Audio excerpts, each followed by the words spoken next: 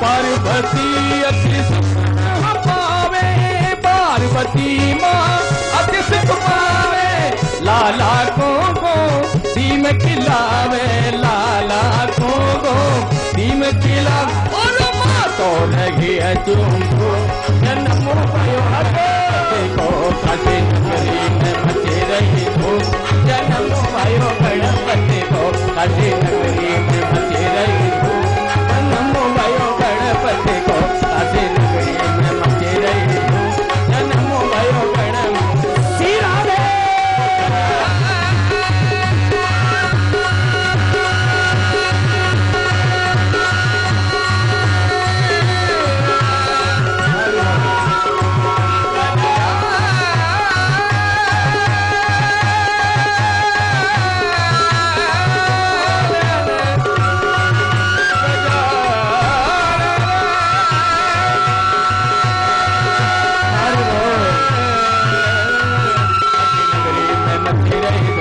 जन्म भयो गणपति को काशी नगरी में मची रही धूम, जन्म भयो गणपति को काशी नगरी में मची रही धूम, जन्म भयो गणपति को काशी नगरी में मची रही धूम, जन्म भयो गणपति को काशी नगरी में मची रही धूम, जन्म भयो गणपति को काशी नगरी में मची रही धूम, जन्म भयो गणपति को गणपते। बोलिए गजानन भगवान की जय हो, हनुमान जी महाराज की जय हो। जय जय श्री राधे, श्री राधे, जय जय श्री राधे श्याम। भाई आनंद आ गया बड़ी जोर से।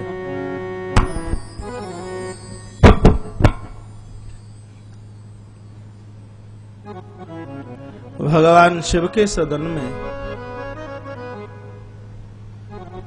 परमात्मा गणपति का प्राकट्य हुआ। ये माइक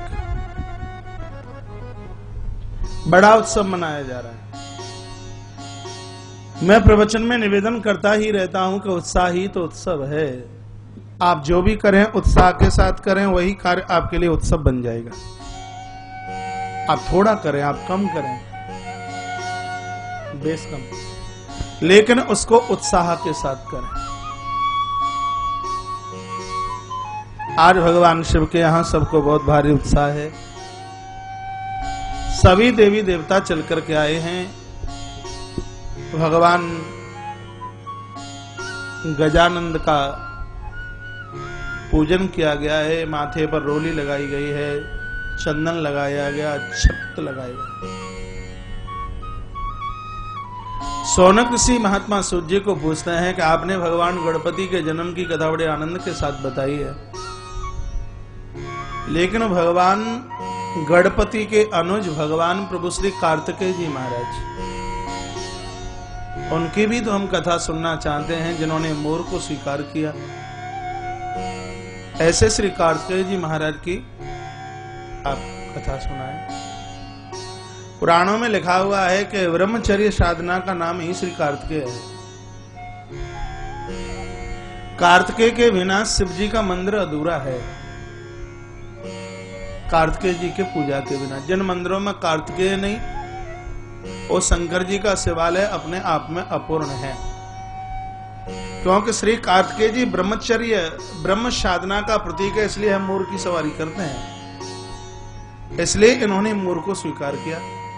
आप छोटी से छोटी, बड़ी से बड़ी पूजा अनुष्ठान करें, जिसमें ब्रह्म साधना नहीं, वह अनुष्ठान कभी अपने आप में पूरे हो ही नहीं सकते। वह अनुष्ठान या तो हमें पागल बना देंगे, हमें मूर्ख बना देंगे, हमें जीवन से खत्म कर देंगे।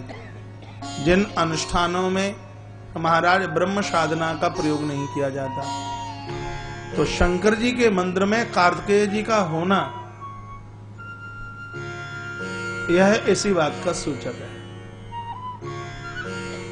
आगे आप सुनेंगे श्री कार्तिकेय जी महाराज के 6 मस्तक। सीधी कथा तो भी मैं 5 मिनट में पूरी कर दूं, लेकिन महाराज कार्तिकेय जी की कथा से बहुत कुछ सुनने और समझने और सीखने के लिए मिलता है। कार्तिकेय जी के 6 मस्तक हैं। ये 6 मस्तक 6 प्रकार की दौलत है, ये 6 प्रकार की संपत्ति है। दुनिया के हिसाब से देखा जाए, आपके पास कितना भी पैसा हो तो भी आप पैसे वाले नहीं हैं। आदि शंकराचार्य भगवान ने अपने प्रवचन में कहा, अरुण भैया, आदि शंकराचार्य भगवान अपने प्रवचन में कहा करते थे कि लोग दुनिया की संपत्ति से पैसे वाले नहीं हो सकते। दुनिया में पैसे वाले वही हैं जिनके पास में 6 प्रकार की दौलत है, जिसको अध्यात्म की दौलत कहते हैं। कागज कलम होवे तो इन 6 सूत्रों को जरूर लिखना। यदि आपके जिंदगी में ये 6 सूत्र हैं तो मेरी व्यासपीठ आपका धन्यवाद करती है। यदि ये 6 सूत्र आपकी जिंदगी में नहीं है तो कृपया रिक्त स्थान की पूर्ति कीजिए। जिनके पास 6 सूत्र है वे पैसे वाले अमीर हैं। पहला है जिसका नाम है सम, दूसरा है जिसका नाम है दम, तीसरा सूत्र है जिसका नाम है उपरति, चौथा सूत्र है जिसका नाम है तितिक्षा, 5वां सूत्र है उसका नाम है श्रद्धा, और 6वां सूत्र है उसका नाम है समाधान। शम क्या है? सम का मतलब है कि आपकी दृष्टि में वह खोट ना हो जिसके द्वारा आपको अपने तो बहुत अच्छे लगते हैं, लेकिन दूसरे आपको बड़े बेकार लगते हैं। आपको जितना स्नेह अपने बच्चों से है, भाई के बच्चों से भी आपको और उससे ज्यादा स्नेह प्रेम होना चाहिए। यह गुण हर व्यक्ति के अंदर आवश्यक है। वर्तमान समय में 6 संपत्ति का यह पहला गुण सबके पास से यह आज लुप्त हो गया, रहा ही नहीं। अपने बेटे के पेट में दर्द हो जाए, परेशानी हो जाए, आप धरती आकाश एक कर देते हैं। अरे इतनी परेशानी हो जाती, लेकिन भाई के बच्चे को तकलीफ होवे तो आपको यह लगना चाहिए कि यह मेरे बेटे को कोई दिक्कत हो गई, परेशानी हो गई। यह एक बहुत बड़ी गुणवत्ता है, व्यक्ति के पास में होना चाहिए। और कितने बार मैं प्रमाण देता हूं कि माता कौशल्या को अपने राम उतने प्रिय नहीं है जितने की माता कैकेयी के भरत मां कौशल्या को प्रिय है, और कैकेयी को भी अपना भरत उतना प्रिय नहीं जितने के प्रभु राम प्रिय हैं उनको भी।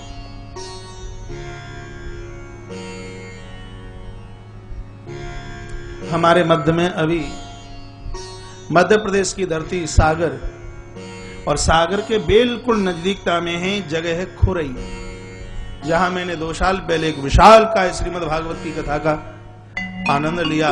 और हमारे उस आयोजन के आयोजक वहां से चल करके आए भैया श्री मनोज जी दुबे, एक बार तालियों के साथ उनका मान करेंगे, सम्मान करेंगे। और भैया मैं श्री नरेश अक्षय जी को कहूंगा कि वह श्री दुबे जी को लेकर के आगे ला करके ठीक से बैठा दें। बोली गजानंद भगवान की जय हो, शंकर भगवान की जय हो। जय जय श्री राधे, जय जय श्री राधे, जय जय श्री राधे श्याम।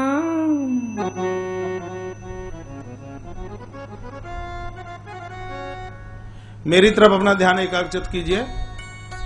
तो यह षड संपत्ति में यदि कोई पहला गुण है तो उसका नाम है सम।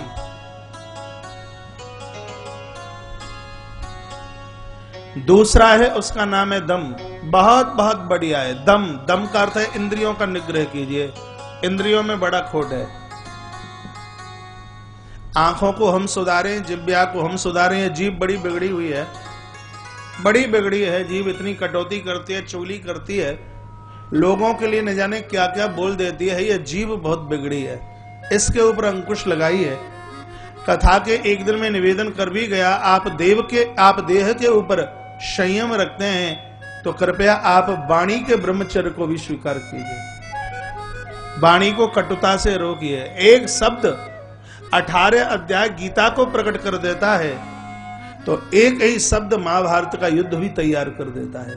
शब्द ही तो है, शब्द वही ब्रह्म, शब्द साक्षात ईश्वर का रूप है। आप किसी को पत्थर मार दीजिए, आप किसी को गोली मार दीजिए, हो सकता है कि व्यक्ति भूल भी जाए। यदि आपने इस वाणी से किसी का अपमान कर दिया, जीभ से अपमान कर दिया है, जिंदगी पर्यंत वह व्यक्ति उस घाव को भुला नहीं पाता। ऐसी वाणी बोलिए मन का पाक होए, औरन को शीतल करह आपो शीतल होए। इंद्रियों का निग्रह कीजिए, इनके ऊपर कंट्रोल कीजिए। इंद्रियां बड़ी बिगड़ी हैं। आप लिख ही रहे हैं तो यह भी मेरा वाक्य लिख लीजिए। जिनकी इंद्रियां भोगों की तरफ जाती हैं उन्हें राक्षस कहते हैं, और जिनकी इंद्रियां महाराज योग की तरफ जाती हैं उन लोगों को भी ईश्वर का पिता कहते हैं। ईश्वर नहीं, ईश्वर का पिता। प्रमाण है इस बात के लिए, हमारे मानस में 2 लोग मिलते हैं, एक है दशरथ और एक है दशमुख। एक वह व्यक्ति है जिसकी इंद्रियां भोग की तरफ गईं, उसको 10 मुख कहा गया। एक वह भी व्यक्ति है कि जिसकी इंद्रियां योग की तरफ गईं, उसको 10 रथ कहा गया। और दोनों का परिणाम देखिए, जिसकी इंद्रियां भोगों की तरफ गईं उसके खानदान में सूर्पणखा थी, उसके खानदान में कुंभकर्ण, उसके खानदान में खर और दूषण, और उसके खानदान में मेघनाद था, जिसको राग और द्वेष और उसको वासना और उसको कामना कहते हैं। लेकिन जिसकी इंद्रियां योग की तरफ गई हैं उसके यहां स्वयं परमात्मा प्रभु राम, संत कोई भरत, वैरागी कोई लखन आकर के महाराज ये प्रकट होते हैं। तो आपकी इंद्रियां योग की तरफ जाएंगी, आपकी इंद्रियां भजन में लगेंगी, तो बैरागी लखन आपके घर में प्रकट हो जाएगा। सेवक लखन लाल, और इतना ही नहीं कि स्वयं परमात्मा भी आपके घर में प्रकट हो जाएंगे यदि आपकी इंद्रियां योग से जुड़ी हैं। योग का मतलब होता है ईश्वर से जुड़ना, योग का अर्थ होता है परमात्मा से जुड़ना, योग का अर्थ होता है महाराज परमार्थ से जुड़ना। अपने आप को अच्छी आदतों से जोड़िए। योग का मतलब है अच्छी आदतों से हम जुड़े। पंजाब में महात्मा गुरु नानक देव कहते हैं कि भजन नाम उसका नहीं है जो आलती पालती मारकर माला लेकर आप आप 10 घंटा सरकाएं उस माला को, सिर्फ भजन इससे ही पूरा नहीं होता। भजन की सही में यदि कोई विशेषता और व्याख्या है तो वह यह है कि आदत बुरी संभाल लो, बस हो गया भजन। मन की तरंगे मार लो, बस हो गया भजन। हमारी आदतों में सुधार आवे, हम अपनी आदतों को जीतें, यह हमारे जीवन की एक बहुत बड़ी अध्यात्म पूंजी है। यह मैं दम की व्याख्या कर रहा हूं कि अपनी इंद्रियों के ऊपर निग्रह कीजिए। इंद्रियों के गुलाम बनकर के मत जीना, इंद्रियों के स्वामी बनकर के जीना है। मुझे अर्जुन एक बात से बहुत अच्छे लगते हैं। गीता का एक वाक्य में उधार ले रहा हूं। मुझे अर्जुन एक बात से इसलिए अच्छे लगते हैं क्योंकि अर्जुन ने अपने रथ की, अपने घोड़ों की बागडोर कृष्ण के हाथ सौंप दी है। बस यही तो महाभारत का युद्ध है। दुर्योधन से यही तो गलती हुई है। दुर्योधन के रथ की डोर ईश्वर के हाथ नहीं है, लेकिन अर्जुन के रथ की बागडोर परमात्मा के हाथ है। यह जीवन ही रथ है, लिख सकें तो लिख लीजिए। आपकी 100 साल की या 60 साल की या 80 साल की उम्र, यही तो रथ है। आपकी जिंदगी के रथ में 10 घोड़े लगे हुए हैं। वह 10 घोड़े क्या हैं? 5 ज्ञानेंद्रियां हैं और 5 कर्मेंद्रियां हैं। यह इंद्रियां ही तो तुम्हारे वह घोड़े हैं महाराज, जहां इंद्रिय रूपी घोड़ों को बुद्धि की लगाम के द्वारा हाँका जा रहा है। इंद्रिय रूपी घोड़ों के पास में जो बुद्धि की लगाम है, उसको संसार के हाथ मत सौंपिए, उसको परमात्मा के हाथ सौंप दीजिए। महाभारत यानी संसार के युद्ध में आपको विजय मिल जाएगी। संसार में आपको कोई धराशायी नहीं कर सकता। तो यह 6 संपत्ति के 6 सूत्र हैं। उसमें पहला है सम, दूसरा है दम, यानी इंद्रियों का निग्रह कीजिए। तीसरा है जिसका नाम है उपरति। उपरति का अर्थ है दोष अपने देखिए, गुण दूसरों के। दूसरों को बुरा मत कहिए, वह ऐसा है, वह ऐसा है, वह ऐसा है। एक बार स्वयं को पूछे कि हम कैसे हैं। बुरा जो देखन में चलिया, बुरा न मिलिया कोई, और बंधु जब दिल खोजा आपना, तो सही में मुझसे बुरा न कोई। अपने दोषों को स्वीकार कीजिए। मोह सम कौन कुटिल खल कामी। हमारे संत अपने मुंह से स्वयं की बुराई करते हैं, गुणवत्ता दूसरों को देते हैं। यह संतों में एक बहुत बड़ी विशेषता है। जो अपनी बड़ाई अपने मुंह से करते हैं उनको सूपणखा कहते हैं। हाँ, तुम सम पुरुष न मोशम नारी। यह अपनी व्याख्या अपने मुंह से करती है। लेकिन हमारे संत रहीम शूर तुलसी कहते हैं मौसम कौन कुटिल खल कामी। जिस समय प्रभु ने साक्षात भाव से दर्शन दिए, महात्मा रो पड़े और कहा भगवान हम जैसे कामी, हम जैसे कुटिल, हम जैसे अज्ञानियों को भी आप दर्शन दे करके कृतार्थ करते हैं, आप निहाल करते हैं। जब तक आप स्वयं के दोषों को स्वीकार नहीं करोगे, जब तक आप दूसरों की योग्यता का, जब तक आप दूसरों के संस्कारों का मान सम्मान नहीं करोगे बंधु, तब तक भगवत कृपा हो नहीं सकती। इसका नाम है उपरति। यह बहुत बड़ा गुण है 6 संपत्ति में। चौथा है जिसका नाम है तितिक्षा। ईश्वर ने जो दिया है उसमें अपने आप को आप संतुष्टि के साथ आप रख लेते हैं। जाई विधि राखे राम, ताई विधि रही। कांचन में महल में आपने रख दिया है, ठीक है, धन्यवाद है। यदि आपने गरीबी दे दी है तो परमात्मा 32 दोषों से आपने मेरा बचाव कर लिया है। अमीर बन जाता, हो सकता तुम्हारा भजन नहीं होता। यदि दुख आया, विपत्ति आई, गरीबी आई, तो हो सकता है आपको मैं याद कर रहा हूं, इसी के लिए आपने ये बहुत बड़ी कृपा की है।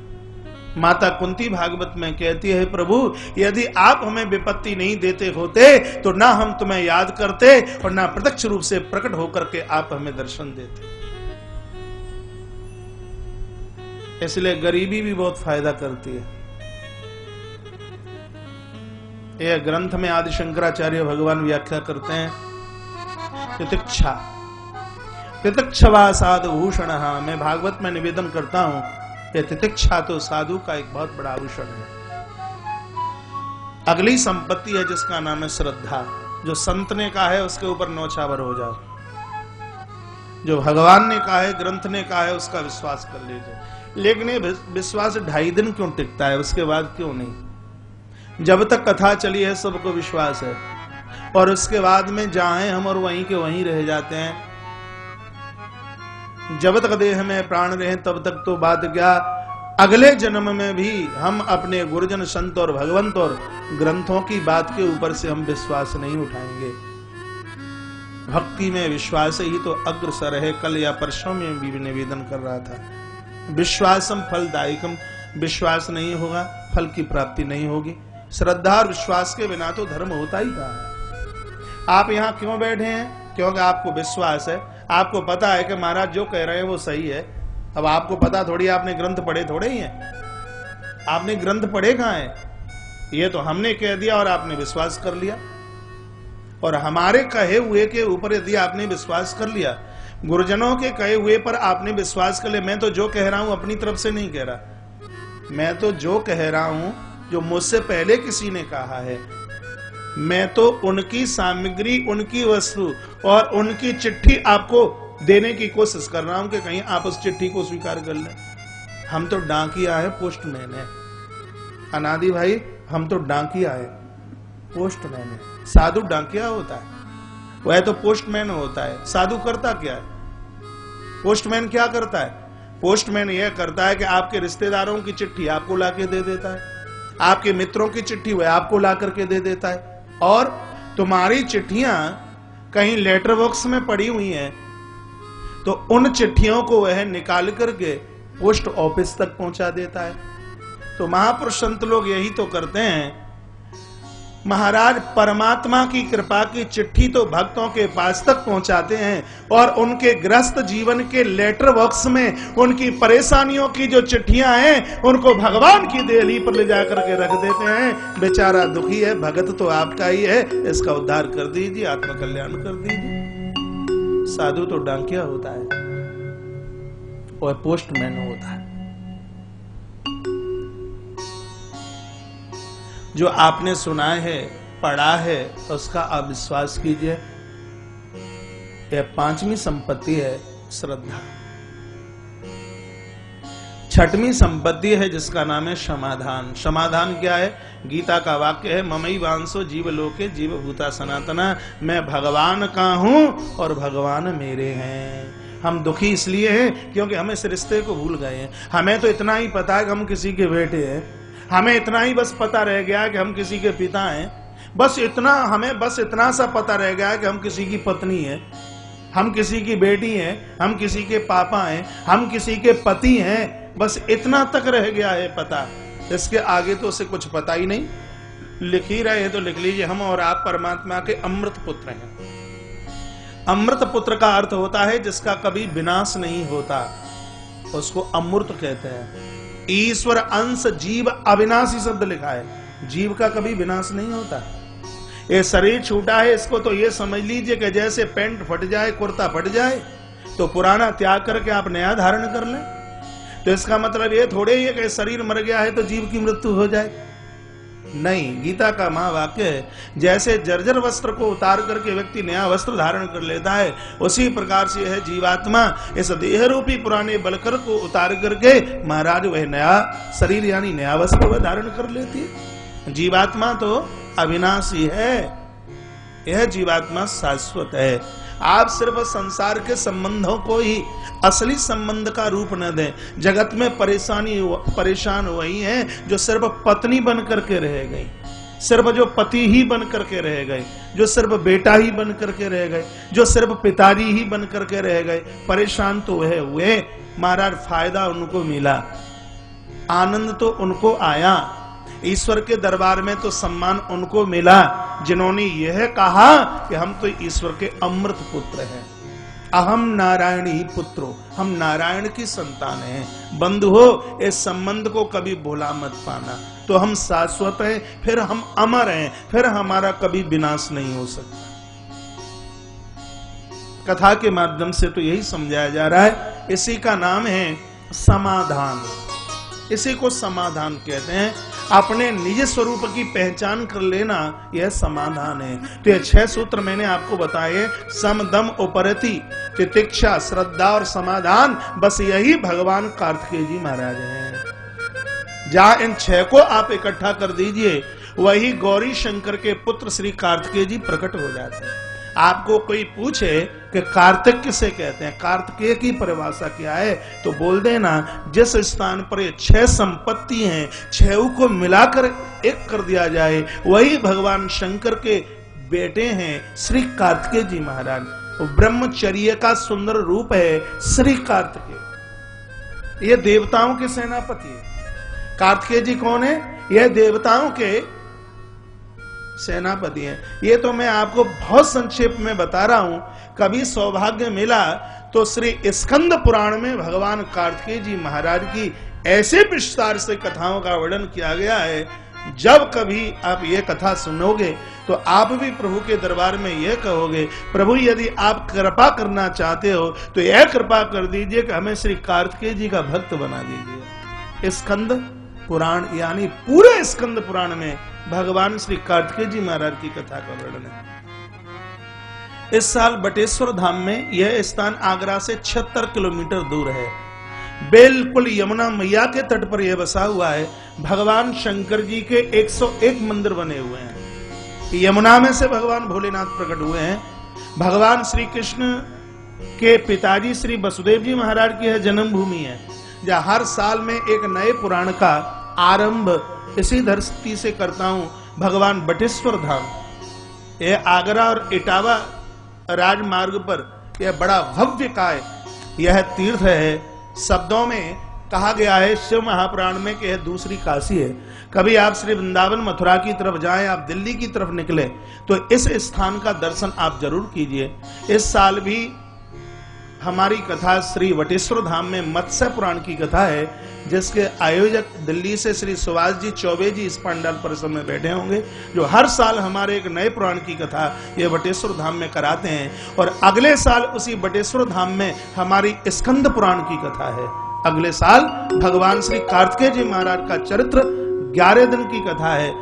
और जैसे आज गुरु पूर्णिमा का उत्सव पूरा होगा तो कल से वह कथा शुरू है। अगले साल जो श्री धाम वृंदावन गुरु पूर्णिमा के समय पर आवे तो वह 11 दिन का समय और लेकर के आवे।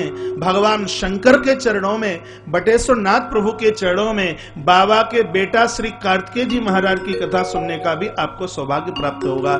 स्कंद पुराण की कथा। बोलिए श्री कार्तिकेय जी महाराज की जय हो। जय जय श्री राधे, जय जय श्री राधे, जय जय श्री राधे श्याम। तो चर्चा में भगवान प्रभु श्री कार्तिकेय जी महाराज की कर रहा था। सौनक ऋषियों ने महात्मा श्री सूत जी को पूछा कि भगवान कार्तिकेय जी का प्राकट्य कैसे हुआ, यह बता दीजिए। तो निवेदन किया है कि माता भगवती जगदम्बा पार्वती के विवाह के तत्पश्चात भगवान लंबे समय तक ही गुफा में थे। तारकासुर नाम के दैत्य ने देवताओं को बड़ा परेशान कर रखा था।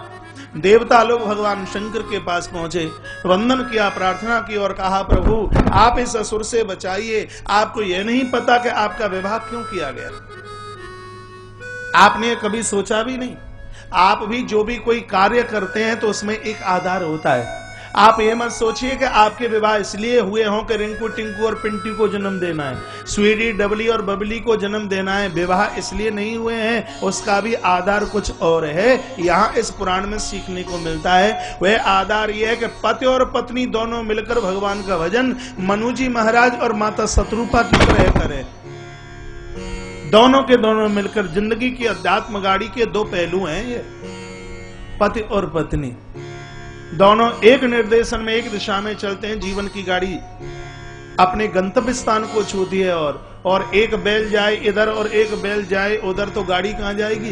कहना चाहता हूं पत्नी जाए उधर और पति जाए उधर तो जिंदगी की गाड़ी फिर किधर जाएगी? यह कम देखने के लिए मिलता है कि पति और पत्नी बगल बैठ करके कथा सुन रहे हो, नहीं तो एक जाए मंदिर तो दूसरा जाए सिनेमा हॉल, एक ले सालग्राम का चरणोदक तो दूसरा महाराज लाल परी की लंबी बोतल का ढक्कन, और कहीं दोनों मिलकर भगवान का भजन करें तो त्रेता के राम और सत्यों के देवता साक्षात आपके घर में उतर करके आ गए हैं। यही तो प्रभु की कृपा है। दोनों मिलकर के सत्कर्म करें बड़ी संयमता के साथ, यह भगवान की कृपा है। यह सत्कर्म, यह भगवान का भजन किया इसलिए जाता है। वह लोग मुझे बहुत अच्छे लगते हैं जो जोड़े से कथा सुनने के लिए आते हैं। और कभी कभी तो मैं यह कहता हूं कि अब अगली बार कथा में मैं अपने पास कैमरा लेके बैठा करूंगा। वह इतने अच्छे लगते हैं, लगता है कपिल भैया की तरह मैं भी इनकी फोटो उतार करके रख लूं। इतना बढ़िया लगता है, इतना अच्छा लगता है। और देखिए, दोनों कथा सुनने के लिए आएंगे तो घर में कलह भी नहीं होगा, घर में झगड़ा भी नहीं होगा, यदि दोनों कथा सुनने के लिए आएंगे तो। अब पत्नी चली आई कथा सुनने के लिए और श्रीमान जी ले लाठी दरवाजे पर तैयार बैठे हैं और कथा सुन करके गई 7 बजे और श्रीमान लड़ने के लिए तैयार हो गए। बोलते आओ आओ आओ मीरा आइए, कथा सुन करके आई हो। अब घर का तो कोई काम देखना ही नहीं है। लेकिन ये माताएं भी कौन सी कम पड़ती हैं। ये श्रीमान जी भी कथा सुन करके जाएं तो वह भी बोल देते अच्छा अच्छा आओ तुलसी बाबा जी आइए। बाबा तुलसी उन्होंने तो रामायण लिखी और आप क्या लिखने वाले हो। इन बाबा जियों के पास तो कोई काम नहीं है, लेके पोथन्ना चल पड़ते हैं। क्या आपको परिवार नहीं पालना, क्या आपको दुकान नहीं चलानी। ये माताएं ये मंडला वाली नहीं कहती है ऐसी बात। ये तो मैं बाहर की माताओं की बात कर रहा हूं, कहीं आपको बुरा लग जाए। आप तो सब यह बोलने वाली है स्टेडियम में कथा चल रही है। अरे दुकान तो जिंदगी का काम है, चलिए कथा सुनने के लिए चलिए। जो इनके घर के लोग कथा सुनने के लिए आते भी नहीं तो जबरदस्ती से बाजू पकड़ पकड़ करके लेके आती हैं, इसलिए इनके लिए आप ताली जरूर बजाइए। ये वैसे कभी आपके लिए ताली ना बजाते हो, देखिए आज कितनी प्रसन्नता से ताली बजा रहे हैं। ये कुटर कुटर क्यों करता है मैं। बोलिए बांके बिहारी लाल की जय हो, कृष्ण कन्हैया लाल की जय हो, बोलिए गजानंद भगवान की जय हो। जय जय श्री राधे, जय जय श्री राधे, जय जय श्री राधे श्याम। इन माइकों का बड़ा ध्यान करना पड़ता है। पहले जब मोटे मोटे माइक लगते थे तो एक कथा में, एक दिन की कथा में कम से कम 7 बार तो वो इधर उधर गिरते महाराज। आइए, भगवान प्रभु श्री कार्तिकेय जी महाराज की आप कथा सुन रहे हैं। भगवान शंकर गुफा से बाहर निकल के आए, देवता चरणों में कहा बोलिए, कहा आपका विवाह हुआ था श्री कार्तिकेय जी को जन्म देने के लिए, क्योंकि जब तक कार्तिकेय का जन्म नहीं होगा तब तक तारकासुर नहीं मरेगा। समाज के कुतर्क का नाम ही तारकासुर है। समाज का कुतर्क क्या है? समाज का कुतर्क यह है कि देवी देवताओं की पूजा करने से क्या होगा, माँ बाबू जी की पूजा करने से क्या होगा, समाज में परमार्थ करने से क्या होगा। महाराज यही तो समाज का कुतर्क है। यह कुतर्क निशाचर है, यह राक्षस है। समाज के इस कुतर्क को समाप्त करने के लिए उन 6 सूत्रों की आवश्यकता है जो अभी कागज के ऊपर ये 6 सूत्र मैंने आपको लिखा है। भगवान भोलेनाथ कहने लगे देवताओं को, कहा मैं करूं तो करूं क्या, मेरी शक्ति को धारण कौन करेगा। तो अग्निदेव भगवान तैयार हो गए, कहा आपकी शक्ति को मैं धारण करूंगा। अग्निदेव ने कबूतर का रूप धारण किया और भगवान शंकर की शक्ति को इन्होंने स्वीकार किया कबूतर बनकर। अब देवताओं को जितना भी भोजन मिलता है वह अग्नि के मुख से मिलता है। यह 5 भगवान के मुख हैं, 4 का शरीर दिखाई देता है और 1 अप्रकट है। जिनका शरीर दिखाई देता है वह है संत, वह है ब्राह्मण, वह है गाय और वह है गरीब। इन 4 के मुंह से भगवान भोजन करते हैं। जिसका रूप दिखाई नहीं देता वह है अग्नि भगवान। अग्नि के मुख से, ब्राह्मण के मुख से, दीनों के मुख से और गौ माता के मुख से, संतों के मुख से भगवान भोजन स्वीकार करते हैं। आप समझ रहे हैं? जिस दिन कोई भूखा व्यक्ति गरीब आपकी देहली पर चल के आ गया और उसको आपने 2 रोटी बड़े भाव के साथ खिला दी हैं, समझ लीजिए आपने गिरिराज की तलेटी में पहुंचकर गोवर्धन नाथ भगवान को 56 भोग लगा दिए। आप विश्वास कर लीजिए, राजस्थान पहुंचकर श्रीनाथ भगवान को 56 भोग लगा दिए आपने। यदि आपकी रसोई की रोटी किसी गरीब के काम आ गई हो तो, मैंने ऐसा ग्रंथ में पढ़ा है। आपके द्वारा 1 मुट्ठी ग्रास गौ माता को खिला दिया गया हो, समझ लीजिए कि आपने त्रिलोकी को भोजन करा दिया। ऐसा ग्रंथ में लिखा गया है। आपने किंचित मात्र किसी संत को खिला दिया, साधु को खिला दिया। समझ लीजिए आपने एक यजन कर लिया, आपने एक यज्ञ कर लिया। अपने भाग्य की सराहना करना। ये यज्ञ दो प्रकार का होता है, एक द्रव्य यज्ञ और होता है। द्रव्य यज्ञ में भगवान को अग्नि मुख से प्रसन्न किया जाता है, आहुति डाल डालकर अग्नि के मुख से। तो अग्निदेव कबूतर बने, शंकर की शक्ति को धारण किया और अग्नि के मुख से देवताओं को खिलाया जाता है। तो पुराण में लिखा है कि जितने भी देवता थे वो सब गर्भित हो गए। अब देव बड़े परेशान, शंकर की शक्ति को तो धारण करना बड़ा मुश्किल था। देवताओं ने भोलेनाथ की उस शक्ति को पर्वत के ऊपर जाकर के वपन कर दिया। अब पर्वत बीच में से फटने लगा, अमोघ शक्ति को कौन धारण करे। पर्वत ने वही भगवान भोलेनाथ की शक्ति को गंगा जी में छोड़ दिया। अब गंगा भी असह्य है, गंगा भी धारण करने में सक्षम नहीं, तो हवा के थपेड़ों के साथ में गंगा मैया ने उस शक्ति को सरकंडों के बीच में छोड़ दिया। जो किनारे पर सरकंडे लगे हुए थे उनके बीच में छोड़ दिया। देखते देखते उन सरकंडों के बीच में एक विशाल काय महाराज पुत्र प्रकट हो गया। आकाश से दुंदुभियां, फूलों की वृष्टि और जय जयकारे की आवाज हो गई थी। गंगा माता ने अभिषेक किया इस बालक का। कई दिन हो गए इस बच्चे को किनारे पर पड़े पड़े। इसका मतलब है महाराज संघर्ष तो ईश्वर के जीवन में भी आता है। आप लिख ही रहे हैं तो लिख लीजिए, जिनके जीवन में संघर्ष नहीं है, ना उनका नाम है ना उनका उत्थान है। ऊंचाइयां उनको मिलती हैं जिन्होंने अपने जीवन में संघर्ष किया है, उनको ऊंचाइयां मिलती हैं। राम जी का संघर्ष देख लीजिए, जिसको कल राजा बनना हो और उसको यह बोल दिया गया हो कि 14 साल के लिए तुम वन के लिए चले जाइए। कितना बड़ा संघर्ष है, 14 वर्ष का संघर्ष। यह संघर्ष राम के जीवन में नहीं होता तो दुनिया के घर घर में प्रभु राम की पूजा नहीं होती। भगवान श्री कृष्ण के चरित्र को देखिए, जिसका जन्म ही कारागृह में हो रहा हो, जिसके 11 साल दूसरे घर में निकले हों, आए हैं और जब से चले नहीं गए तब से उन्होंने कितने स्थान बदले हों।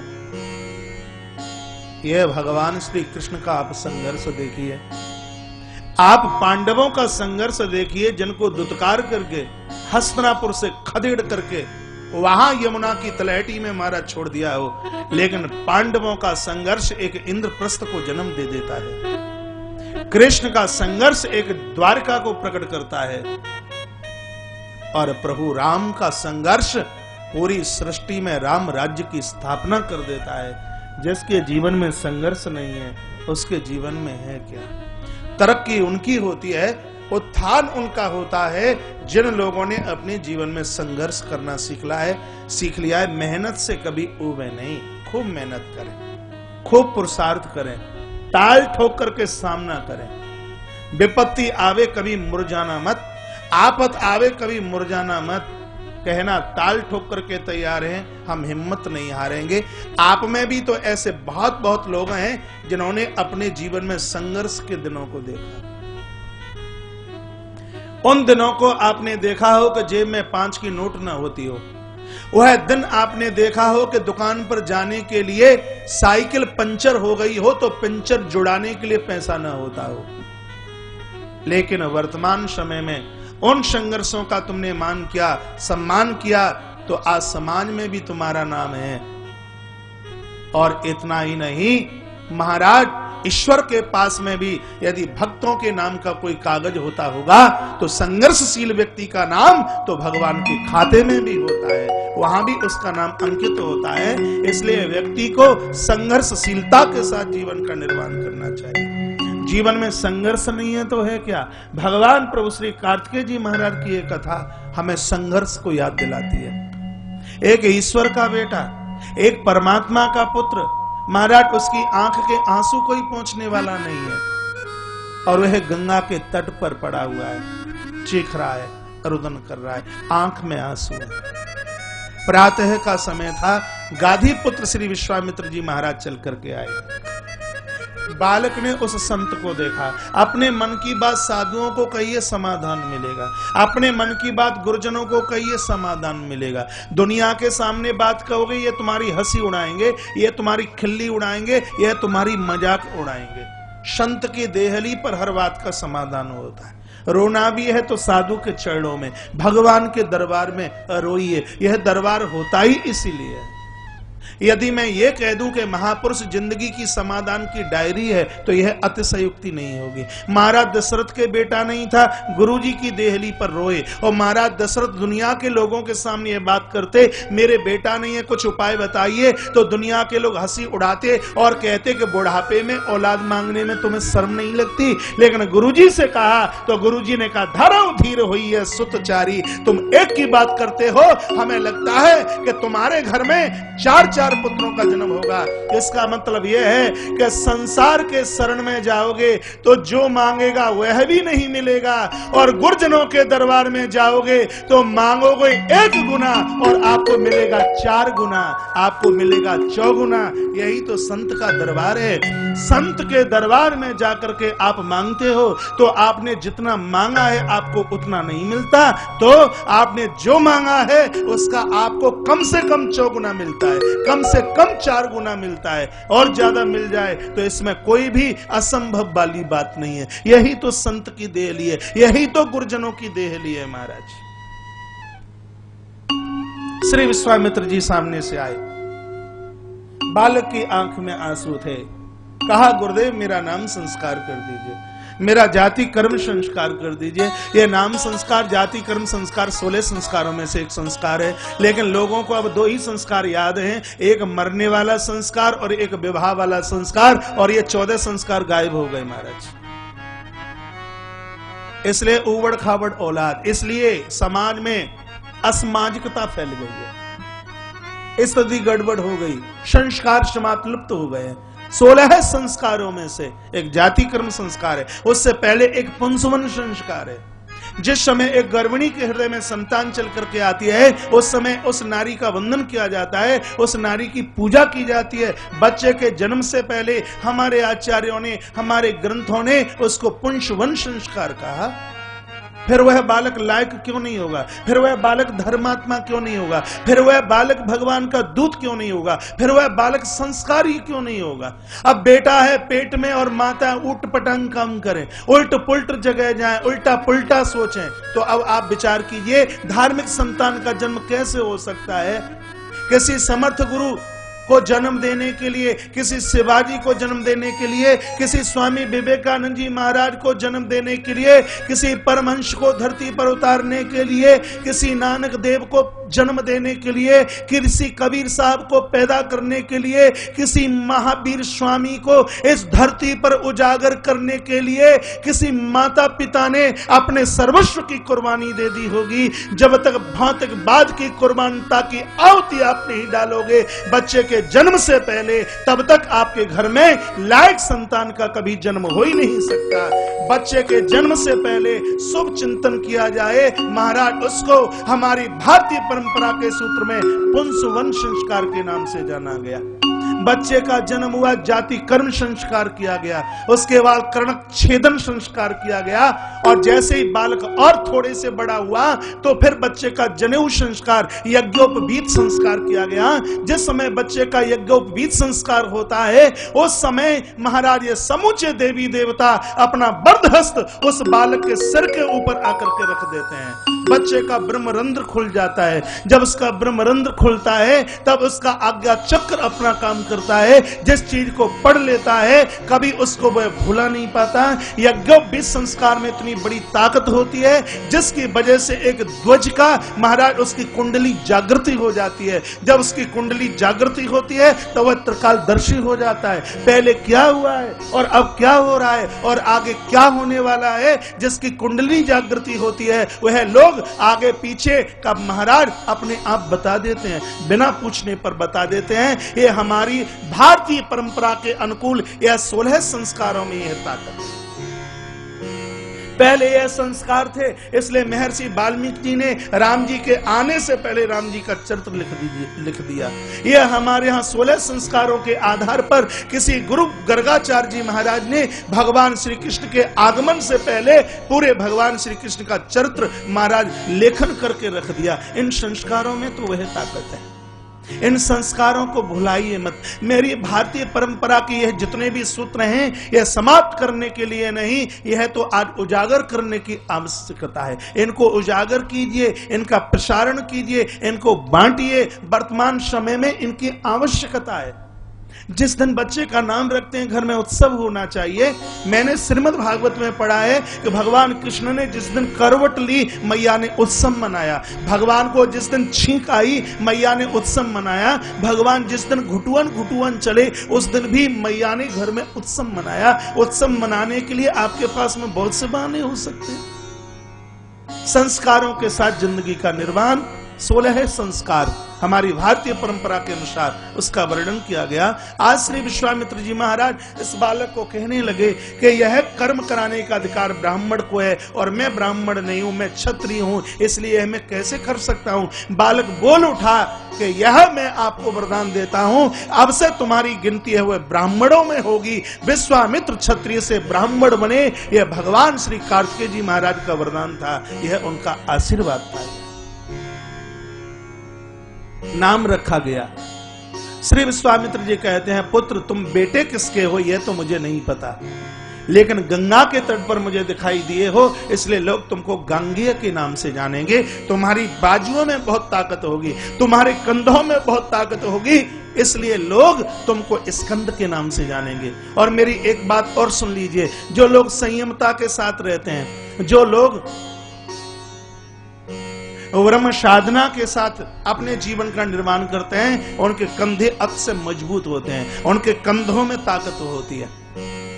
व्यसनी व्यक्ति के गिरे हुए व्यक्ति के कंधे कमजोर होते हैं, उनके कंधे बिल्कुल निचुड़े हुए से, लटके हुए से, पटके हुए से। जिसके कंधों में मजबूताई हो, यह लगता है कि संयमी है अपने आप में। कार्तिकेय जी महाराज की यही पहचान श्री विश्वामित्र जी ने कहा कि लोग तुमको स्कंद के नाम से जानेंगे, तुम्हारे कंधों में मजबूताई हो। हनुमान की व्याख्या कैसे मैं आपसे पूछना चाहूंगा। ये अंजनी के पुत्र हैं, ये इसलिए हनुमान नहीं है। ये राम जी के दूत हैं, ये इसलिए हनुमान नहीं है। ये सुग्रीव के मंत्री हैं, ये इसलिए हनुमान नहीं है। ये हनुमान इसलिए हैं कि हनुमंत लाल जी के एक कंधे पर भगवान राम और हनुमंत लाल जी के एक कंधे पर श्री लखनलाल जय श्री राम की आवाज उठाकर पहाड़ के ऊपर जाकर के रख देते हैं। लखनलाल राम जी को प्रणाम करते हैं। राम जी ने लखन को कहा, ये इस समय प्रणाम क्यों? लखनलाल ने कहा, प्रभु मुझे आज आश्चर्य लग रहा है कि पूरी सृष्टि का वजन तो शेष बनकर मेरे सिर के ऊपर और मेरा वजन तुम्हारे ऊपर और मेरा और तुम्हारा वजन हनुमंत लाल जी के कंधों के ऊपर। राम और लक्ष्मण को हनुमान ने नहीं उठाया, राम और लक्ष्मण को हनुमंत लाल जी की ब्रह्म साधना ने उठाया। हनुमंत लाल जी के ब्रह्मचर्य ने महाराज राम और लक्ष्मण को उठा लिया है। कार्तिकेय वो हैं जिनके पास में ब्रह्म संगठन है, जिनके पास ब्रह्म शक्ति है, जिनके पास ब्रह्म साधना है। जो मैं कहना चाह रहा हूं वह आप जरूर समझ रहे होंगे। एक बार जयकारा लगाइए, बोलिए श्री कार्तिकेय जी महाराज की जय हो। नाम रख दिया गया स्कंध, इनका नाम रखा गया है स्कंध। और यह नाम रखकर श्री विश्वामित्र जी वहां से चले गए। प्रातः का समय था, कुछ माताएं गंगा स्नान करने के लिए आई हैं और जैसे उन्होंने स्नान किया तो सरकंडों के मध्य में एक बच्चे को देखा और इन माताओं का नाम था कृतिका। और 6 माताएं आई, ये 6 कृतिका आई और 6 ने बच्चे को देखा, दौड़ पड़ी, कहा बालक मेरा है, बालक मेरा है, बालक मेरा है, इसको मैं अपना दूध पिलाऊंगी। तो श्री यह बालक कहने लगा, माताओं तुम लड़िए मत, मैं तुम्हारा 6 का दूध, मैं एक साथ में तुम्हारा 6 का मैं दूध पी लूंगा। और देखते देखते इस बच्चे के 6 मुख निकल करके आ गए और महाराज 6 माताओं का दूध एक साथ इस बालक ने पिया। इसलिए इनका नाम हुआ सडानन। क्या नाम हुआ इनका? इसलिए इनका नाम हुआ सडानन।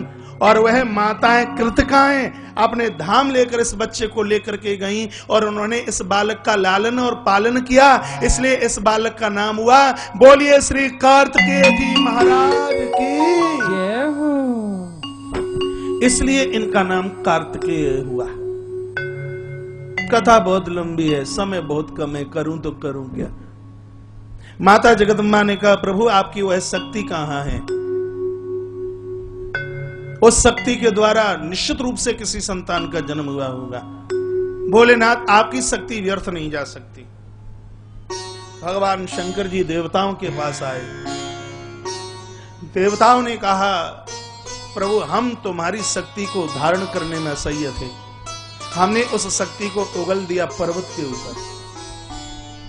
पर्वत को पूछा तो पर्वत ने भी यह कह दिया, आपकी शक्ति को कौन धारण करता, मैंने गंगा जी के बीच में छोड़ दिया। मां गंगा को पूछा गया, मां ने कहा मैं भी परेशान थी, हवा के थपेड़ों के साथ मैंने इन सरकंडों के वृक्षों के बीच में छोड़ दिया।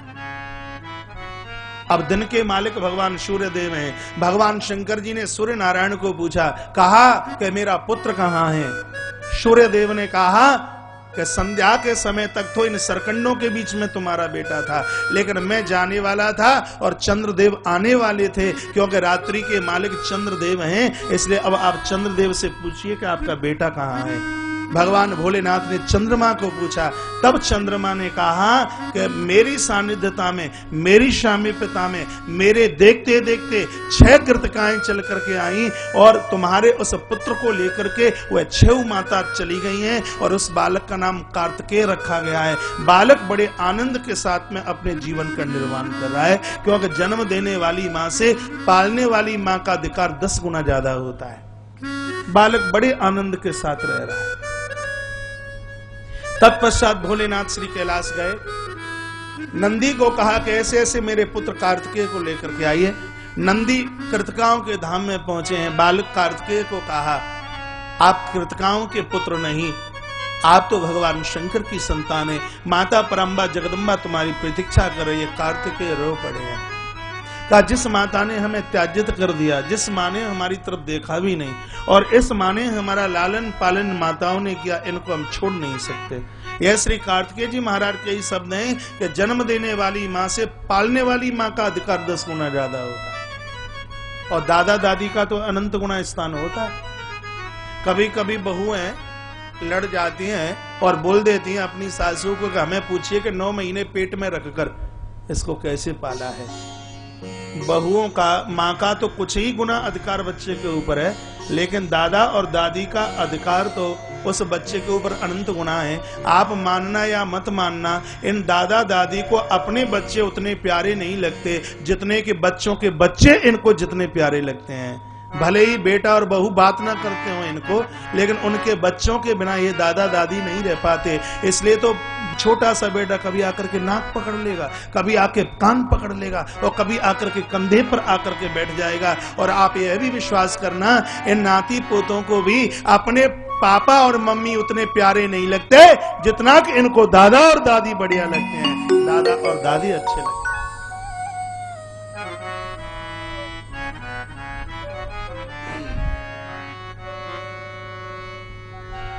कहा, चलिए। कार्तिकेय जी महाराज चलने को तैयार हुए हैं।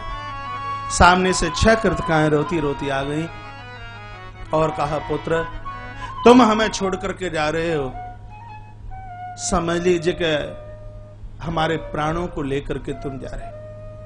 निवेदन करना चाहूंगा, आप कहीं भी रहते हैं, आप ऐसे रहिए कि आपके जाने के बाद आपकी अभावता का एहसास हो। भले ही आप किसी के यहाँ नौकरी कर रहे हैं, हम ये नहीं कहते कि जिंदगी भर किसी के यहाँ आप नौकरी कीजिए। यदि आप किसी के यहाँ 6 महीने भी नौकरी करते हो, आप किसी के यहाँ 6 महीने भी रहते हो, तो इस हिसाब से रहिए जब उस स्थान को आप छोड़ करके जाएं तो उन लोगों को आपकी वैल्यू का पता लगे कि आप भी किसी काम की चीज थे, आपकी कमी का एहसास हो। आप किसी के ऊपर भार बन करके जिए तो उसका क्या मतलब रहा। ऐसे रहिए, आप जहां भी रहते हैं ऐसे रहिए। जिस समय आप छोड़ करके उस स्थान को जावें तो आपके न रहने की अभावता वहां प्रदर्शित हो रही है। ऐसे रहिए। माताएं आई, कार्तिकेय जी महाराज की आंखें भर आई हैं और यहाँ यह वह बात गोस्वामी जी की सिद्ध हो रही है। एक बार गुनगुनाए लेते हैं। और इस चौपाई में दो प्रकार के महानुभावों का वर्णन किया। एक वह है जो मिलने पर दुख देता है और एक वह है जो बिछुड़ने पर दुख देता है। जो मिलने पर दुख देता है उसको रावण और कुंभकर्ण कहते हैं और जो बिछुड़ने पर दुख देता है उसको राम और कृष्ण कहते हैं। उसको स्वामी विवेकानंद गुरु नानक देव के नाम से जाना जाता है। जो बिछुड़ने पर दुख दे के जाता है, अपने आप को पूछिए कि हम दोनों में से कौन से हैं।